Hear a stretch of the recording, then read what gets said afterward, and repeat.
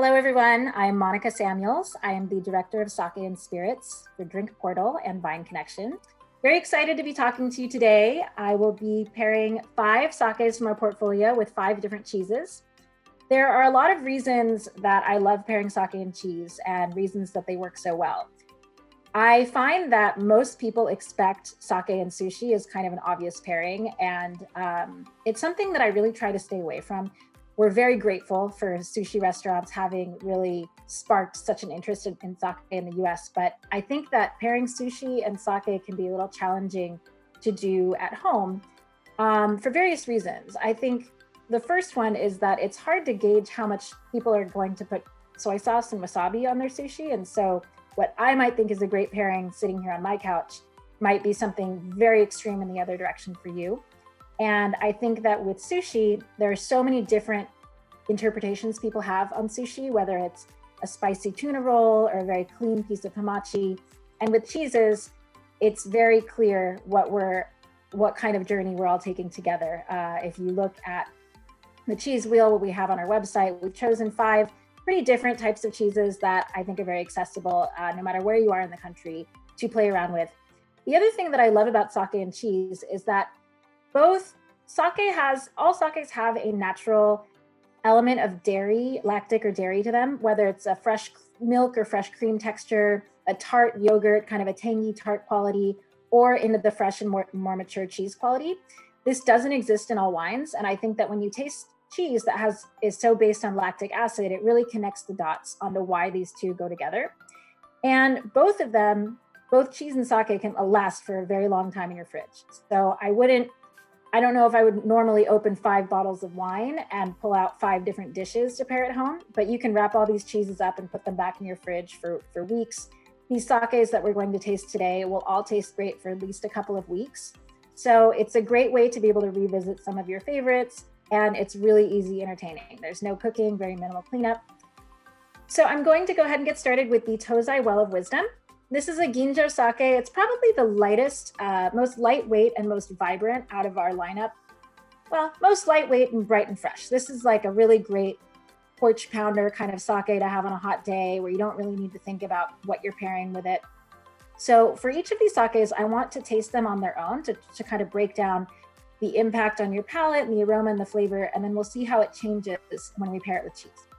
So for our sakes, they do evolve in the glass, so you shouldn't feel silly swirling the sake, sticking your nose deep in the glass. For me, the most prominent fruit note that I get is a watermelon rind, kind of an unripe watermelon rind. There's a little bit of a lemon, lime quality. Some of that milk, some of that fresh milk, some steamed rice notes. I know that people are sometimes hesitant to say that sake smells like rice because they feel like they wouldn't say that wine smells like grapes, but sakes do have a range of a cereal grain quality to them, and this is not in that toasted cereal or malty note. It really is that fresh, pure steamed rice, kind of a pillowy rice aroma.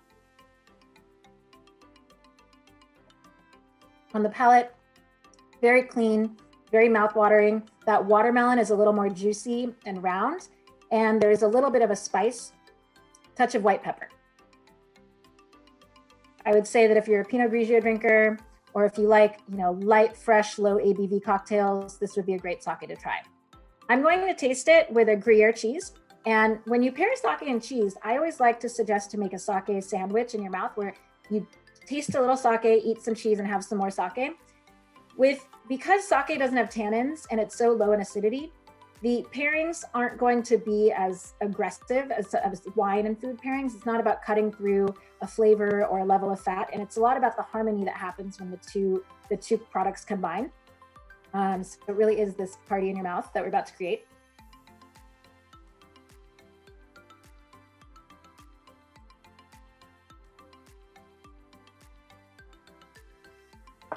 So I found that with the Gruyere cheese, the watermelon, the fruitiness becomes really explosive. It's almost like turning the volume up on all of those fruit and floral notes on the sake. And the Gruyere has a really nice, nutty, slightly salty quality to it. And I think the texture becomes a little more opulent of the Gruyere. I wouldn't call Gruyere the most creamy cheese, but when you pair it, there's a really nice kind of mouth coating creaminess that happens. So I would say that the chemistry between these two is fantastic. The second sake that I'd like to go over is the Rihaku Dance of Discovery.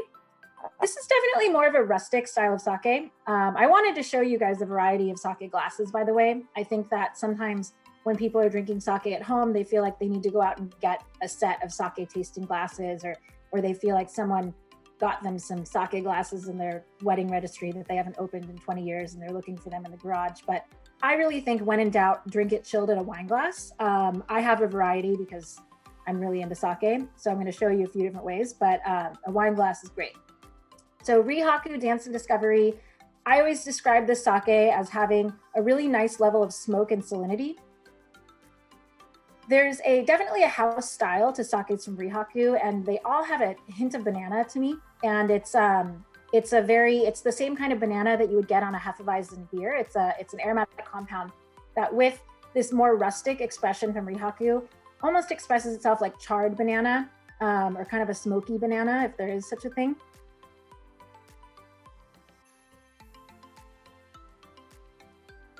And it's really light and clean, but there is a touch of savory, almost like a little bit of fresh white mushroom or a touch of a very light soy sauce that makes me want to have something that's a little more nutty, maybe has a little more age.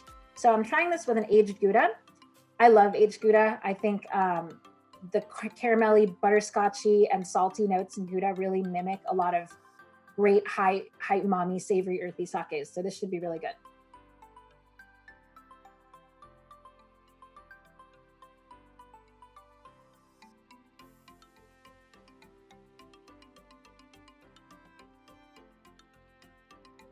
I think it's a good pairing. It kind of does the opposite of what the Well of Wisdom and the Gruyere together did, where I really felt like the Gruyere punched up all those fruit and floral notes, where the Gouda is definitely more salty and savory than the salinity and smoke that exists normally on the Dance of Discovery. So it makes that sake taste a little cleaner and a little brighter. Tones down the smoke and maybe makes that green banana, that more delicate quality stand out. And I get a little more of a more grassy herbal qualities that weren't there in the sake before. So I think this is probably a little more of a cerebral pairing, but I think it's delicious. So the third sake that we're tasting is from Chiyonosono Shared Promise. Chiyonosono is a very unique sake brewery. They're located on the island of Kyushu in Kumamoto Prefecture. It's a very warm area of Japan and not a place where you see a lot of sake being produced.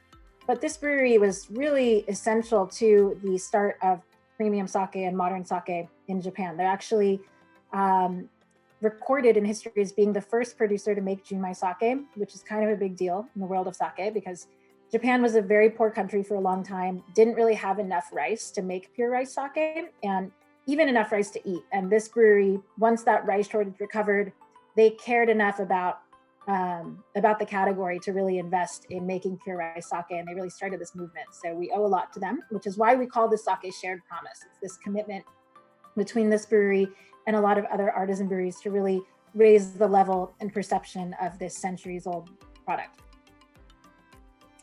So being from the south, where it's a warmer climate, I generally find that sakes from the island of Kyushu tend to have a richness to them, like more of a sweet potato, hint of mushroom quality, but this also has some really nice floral notes. I always get a lot of orange blossom, which is really jumping out to me now. And then with this sake, we are having a little more of that toasted cereal versus steamed rice. There are some really nice toasty, nutty qualities. And on the palate, it's a little more chewy than the first two. There's more, it's a meatier palate, really hits all sides of your tongue. And the acidity seems a little more pronounced. It makes your mouth water a little bit more. So since this sake has more ruggedness and a little more body, we're going to try it with a fuller flavored cheese. I have a relatively mild blue cheese here.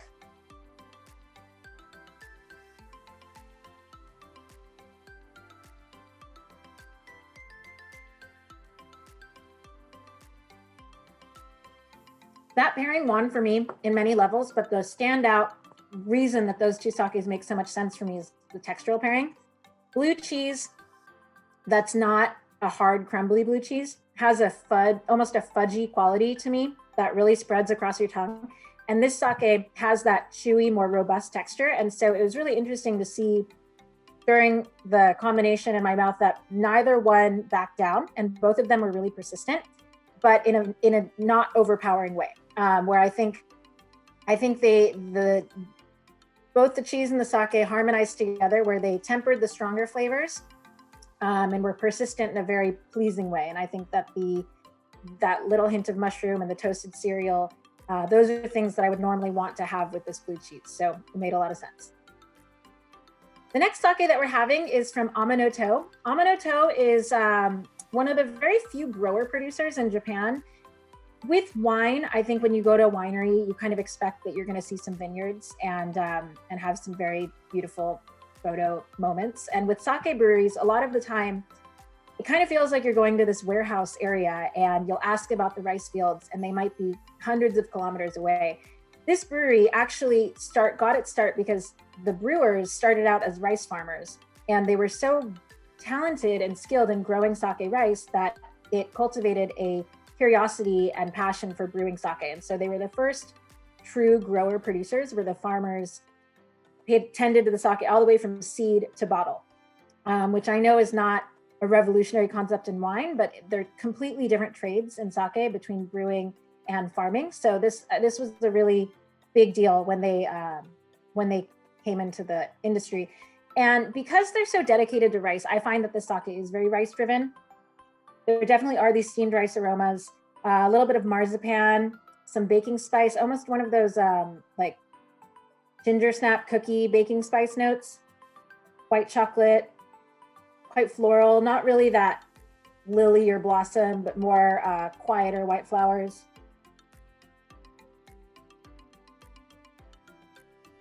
And I think that marzipan and white chocolate really carries through to the finish. And there's a little bit of minerality that I think really gives it a lot of structure and grip on the palate. So I have a triple cream cheese here. It's La Tour, which is my favorite cheese. I'm not a big dessert person, and this cheese is like cheesecake to me. It's made from sheep, cow, and goat milk, and it is like the most luxurious texture. So I'm gonna give it a shot with the Amanoto.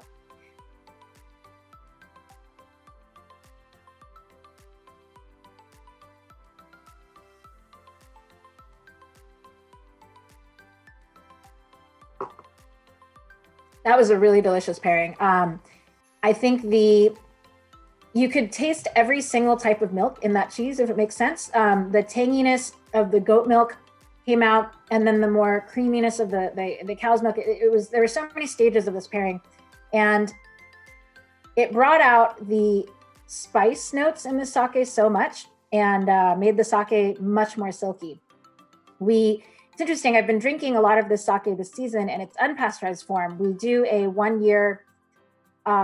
a year release of very rare unpasteurized sakes that kind of symbolize the finish of the brewing season. It's a very seasonal way to experience the beginning of spring, which is why so many people like to drink unpasteurized sakes while they're viewing the cherry blossoms. And it's this really auspicious time in Japan. And we just received our allocation of them. So I've been drinking this, and it's unpasteurized format where it's so intense. And these marzipan notes turn more into like a pizza crust kind of sourdough tartness that is super savory but really, really bright. And there's a lot of green apple and more of a tart yogurt. And I feel like both of them would be great pairings for the La Tour, but this is a really beautiful harmony. So the last sake that I have for today's tasting is Tensei Endless Summer. So Tensei, the reason we call this sake Endless Summer is that Tensei is from Kanagawa, which is the surfer region of Japan. And if that sounds unusual to you, it is a very unusual part of Japan. Surfing is not ubiquitous at all in the country. And this is just a really great laid back beachy town. And there's such a strong maritime influence on the sakes as a result. Sake is 80% water, so the texture and the minerality of the water used are really going to impact the sake so much. And at every stage of production, you're going to continue adding more of this water. And so these guys make craft beer, craft sake, and pizza on property, which is very unusual, but Japan's having a moment with pizza right now. And the one thing that is very consistent about Japanese culture is they always adopt things from other cultures and then obsessively perfect them, which is why Japanese denim is such a thing, and Japanese whiskey, even though they borrowed it from Scotland. And pizza is has a very strong foothold as that next wave of imported perfection in Japan.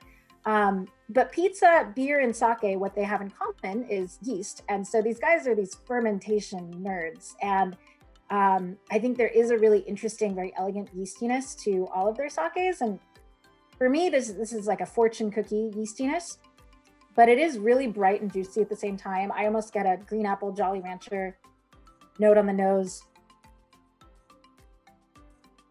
And the finish is just pure sea salt.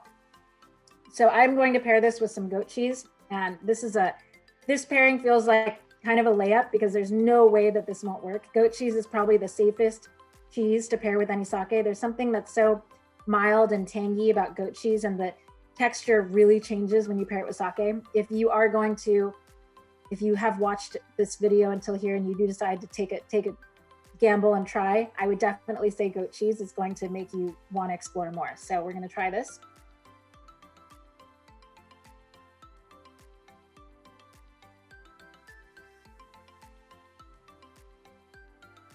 And that was amazing. The green apple jumped out so much. I think the goat cheese on its own has kind of a dry, almost mouth drying quality, but with the sake, it really softened it and made it so velvety. And both goat cheese and this high salinity sake are both so mouth watering that I am dying to have more. So hopefully that's inspired you to give it a shot.